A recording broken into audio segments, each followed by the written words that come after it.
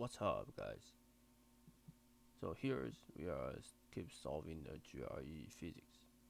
So I think what GRE physics different from GRE math is that GRE physics you need to know some basic fact about physics and some common sense. So it's not like mathematics that you can only learn some basic theorems and analysis and solve the problem. So for physics, sometimes you need to remember a lot. So it is what the test is difficult because you really don't have time to solve all the questions. So for 11, the characteristic X-rays appears in the sharp lines on the continuous background. So basically, this type of question that you cannot, you don't have any special method to solve it. You just ask about this, which you do know or you don't know the answer. I mean, if you know the answer, that this is simple. If you don't know, then there's no way that you can get the answer. Okay, so basically this answer is C. This answer is C. So common sense that you need to know the X-ray comes from electron filling the inertial shell vacancy and that create a metal atoms. Okay, and the 12 is simple results that I guess everyone to know. Let me remind you that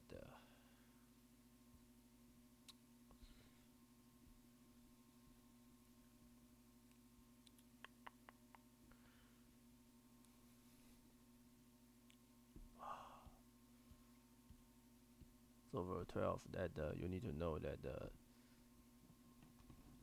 magnetic quantum number range from minus L to L, and they differ at most 1.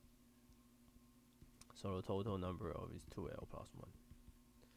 So total have 5 states because 2 times 2 plus 1. And 13 ask you about the one-dimensional box of length A. So basically, you need to remember the results.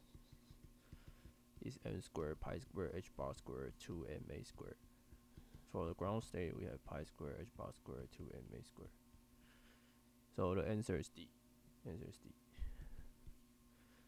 Basically, if you don't remember the answer, that you can still solve it very quickly. That you know that this is E psi, and you know the 0 and A should be 0. So you can guess the result that is 2 over L sine m pi over ax, and you can calculate its eigenvalue. So its eigenvalue is just when you do the differential, it's twice that you will get n squared pi squared a squared, and then there's a minus sign. So this is the En. So actually, once you know this, the psi of x is a function of sine form, then you can already get an answer. Even though you don't do the normalization factor, because normalization factor will cancel. So, but I suggest that you still need to remember the answer because this is fairly easy. Okay, and the 14 asks you about the Planck length is only the combination of factor G and h bar and C, and which about it asks you about how to combine the Planck length. So basically, this is also the common high energy problem that you can go to Google it. You can go to find the Planck unit.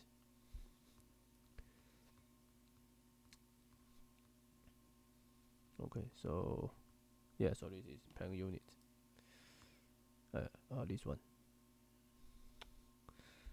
So ask about Planck length. So the answer is A. So if you don't have, if you don't remember it, there's no way.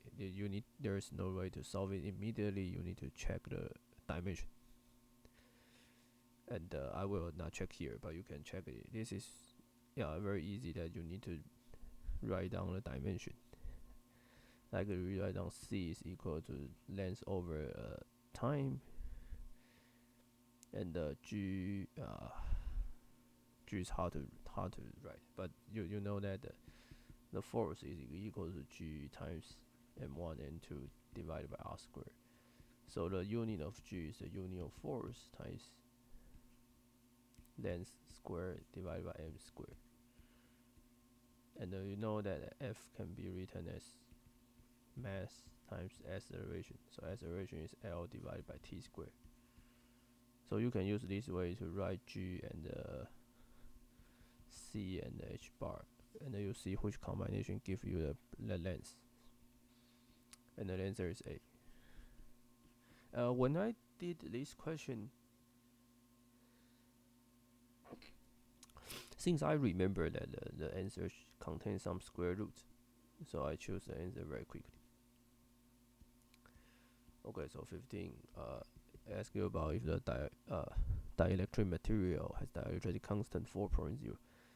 This is common sense that the unit, the speed of light in materials is mu epsilon.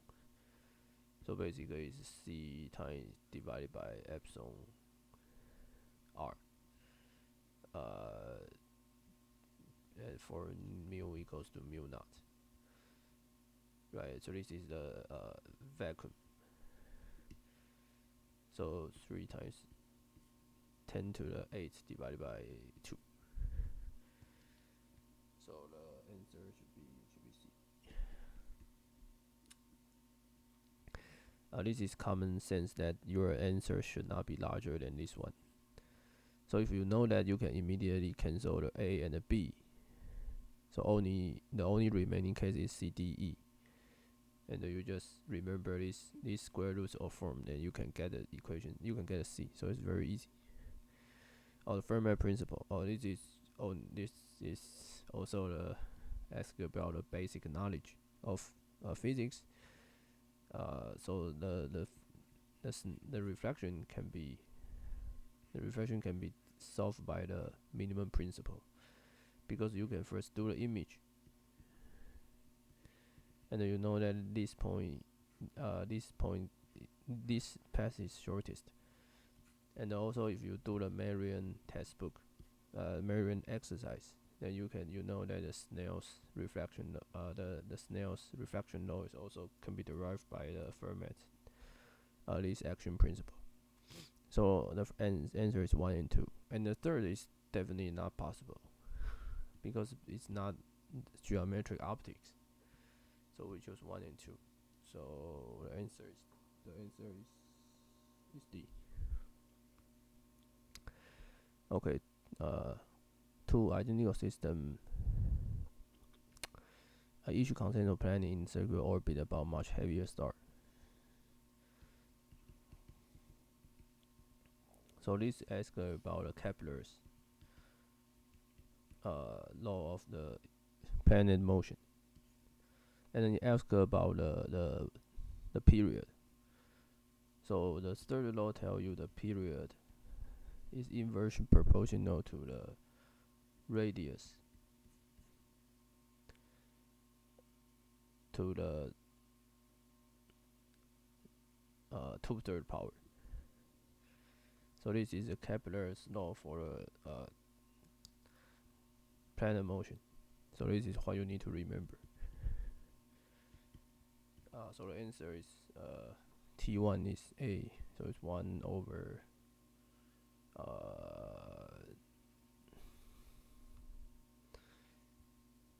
sorry, I should write R1 over R2, right? Sorry, it's because T over T cube over a T square over a cube is constant. I mean, if you don't remember that, we can derive it very quickly.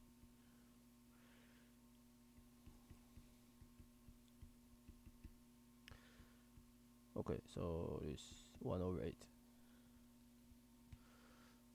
So the answer is D. Okay, so if you don't have time, that if you don't remember this, we can derive it quickly because we have GM1 R square A square or R squared. So basically it's a force, and then equal to the ma, and the a can be written 4 pi square t square and with r. So basically you cancel m, and since they have the same, they are rotated through the same mass. So basically this is constant. So the r squared should you times r squared at both sides, you get r cubed divided by period square is constant. So you can get this. Okay, so if you remember the theorem, that you forget the law, then you can still derive it. And 18, that two identical satellites is circular orbits, and the radius a of twice the b, which the following gives the ratio of angular momentum.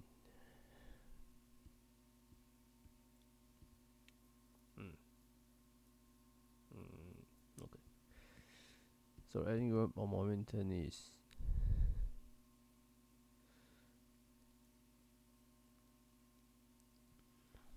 r times mass times velocity.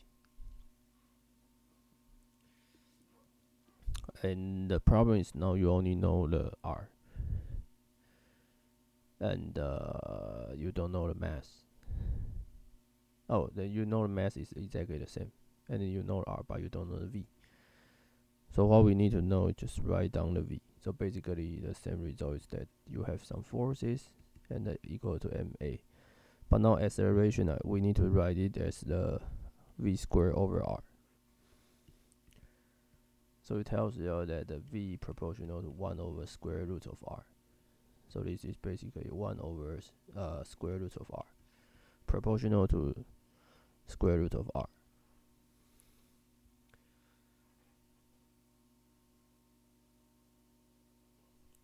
Okay, so the a is twice than b, so the angular momentum will be square root of 2. The ratio will be square root of 2, because we already showed that it's proportional to square root of r. So basically the answer is C.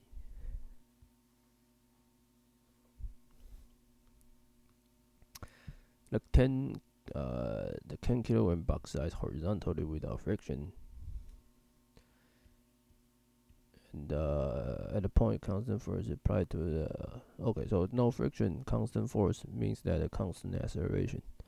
So it travels 5 meters with the constant force applied, the force removed, leaving the box with speed of 2 meters per second, which of the following gives the magnitude of applied force. Okay. So basically the final, so what we have is the initial speed is 1, and in acceleration time it travels 5, and the final final velocity is 2. So there's an acceleration formula called v squared equal to v naught squared times 2 times acceleration times distance. So 2 square 1 square times 2 a times s. So a is 1 over 10.1.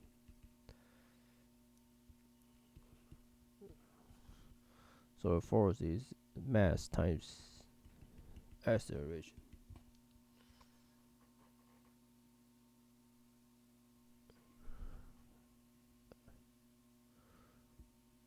Oh, I forgot something. Oh, this is 4, sorry. So 4 minus 3.3. So the answer is 3n. Sorry about that. So the answer is C. Because this is 2 squared minus 1 squared is 3. 3 divided by 10 is 0.3. So 20 asks you about I. And they ask about magnetic. So basically you can solve it in by yourself alone. But I guess you don't have time. So all you need to remember is the common sense that if you have a circuit, if you have a infinite long, then the magnetic field is mu naught I divided by 2 pi r. And for this one, this is mu naught I divided by 2a. These two you need to remember. If you can remember the third, then it's okay. Suppose you only have one circuit small region. This is I, and this is A. This is theta. Then you can show this B is mu naught I divided by 4 pi A times sine theta. So this one is the most important one. You can use this to derive this. You just let theta go to go to 2 pi, and then you times twice. Then you can recover this one. So the 20 we solve this. We choose mu naught I divided by 2a. The answer is D. And if you are not guaranteed that, you can quickly use the Biot-Savart law.